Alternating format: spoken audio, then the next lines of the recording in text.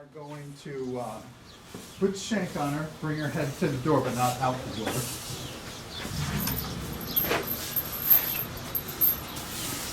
I want her standing here on this nice level area.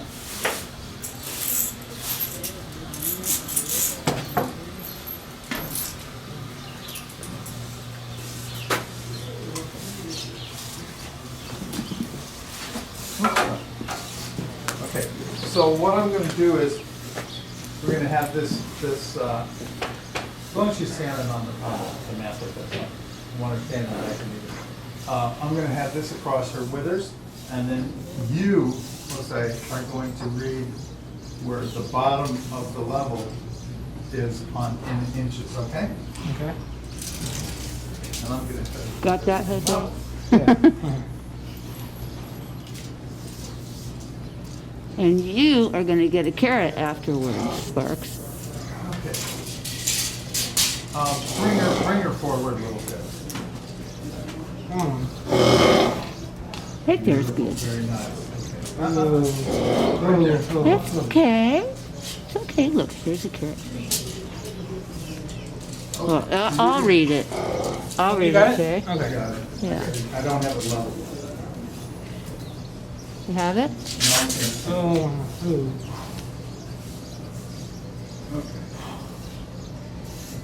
okay. It's okay. It's okay. Here.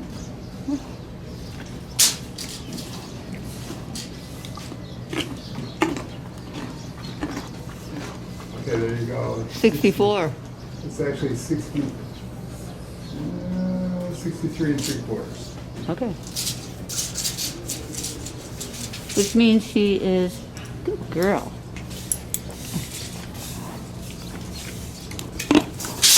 Oh, that scared her, Jay. Okay. Got the You curtain. can turn her loose. We're done. Okay. Okay, so what you do is you divide 60, since she's 63 3/4, but we divide 60 by 4 inches, and that's 15. A hand is 4 inches. So she's 15 hands plus 3 3/4 inches. So she's a 1/4 inch short of 16 hands. That's really big for a 2-year-old filly. So she'll grow another 1/4 inch over probably the next several months, and she's going to easily be 16 hands. Easily. She'll be probably over 16 hands as a 3-year-old. And of course, so as you saw, we measured to the withers here, from the ground to the point of the withers right there. Okay? So, you got a good sized filly there. But what I like about her is she's so beautifully proportioned. If you come over here, she's not a big, heavy, awkward filly. Her neck, the length of her body, and particularly the length of her legs are all really balanced and really nicely proportioned. And she's really hungry. Yeah, she's gonna be So really- I can set her loose? yeah. Except that you have the bungee there.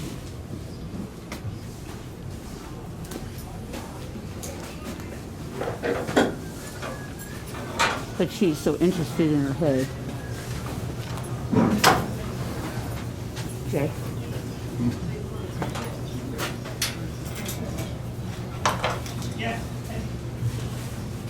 So, Hi. That was a good girl. so Good girl. Good girl. before we move on to Aristea, Thank you, Jose. we will, I want to address a couple of things with the club. First of all, if you haven't received email directly from me to you as a club member, please contact me either by email, you should have my personal email, or through the website contact. And very important because I'm sending out some important information, financial information and so on.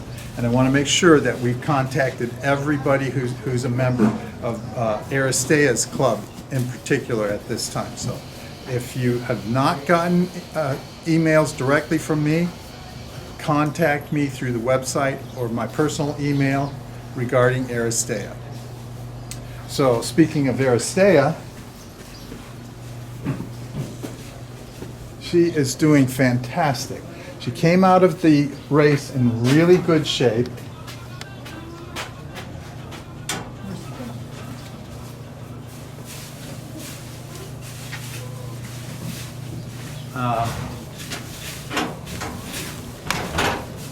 And we're planning, we have another race set up.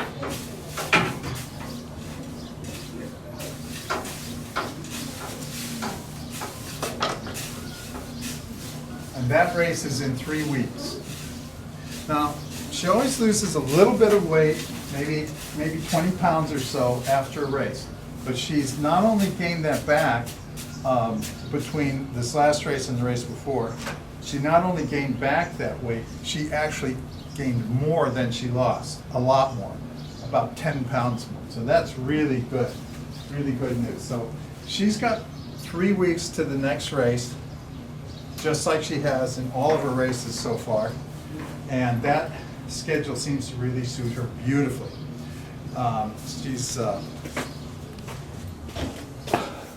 She's in really good condition. You can see the muscle definition. She's nice and relaxed. And her vet has checked her out. And everything is great. Knock on wood. So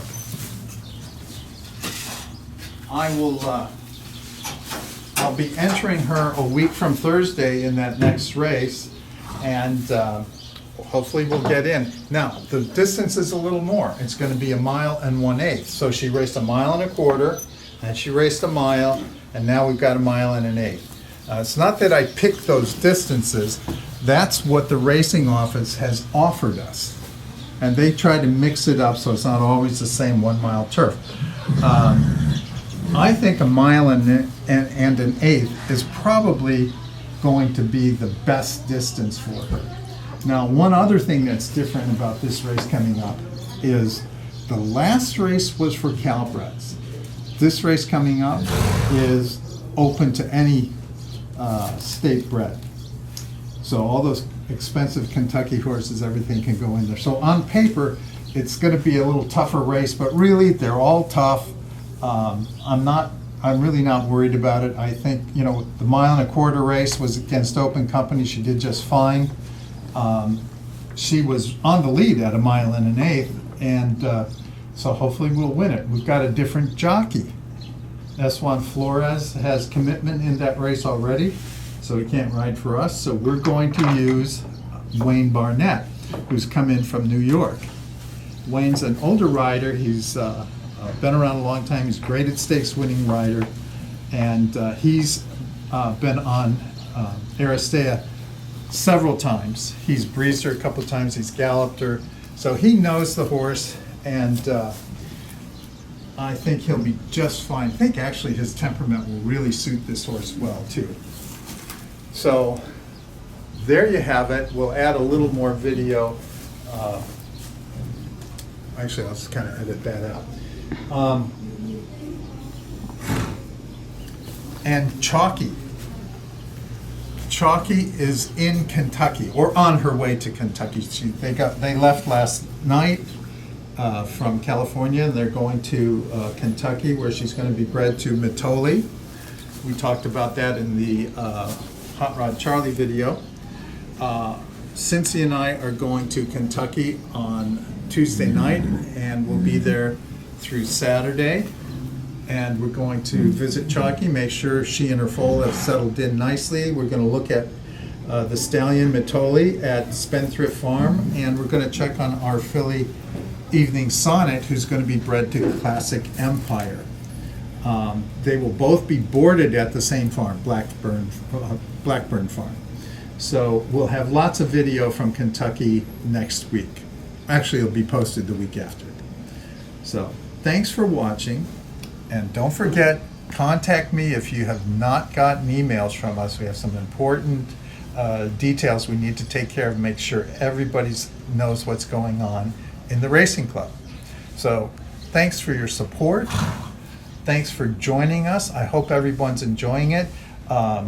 We can get people into the races now, and hopefully, it's still a little restricted. It's not easy to do, but we can do it. And soon people will be able to come down to Clocker's Corner and watch our horses train and come into the racetrack and bring guests with you. So things are going to get back to normal pretty soon.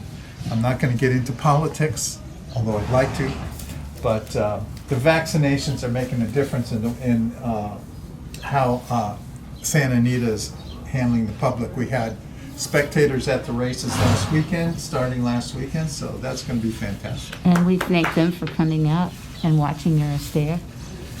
You're not putting your Astaire to sleep, are you? Okay.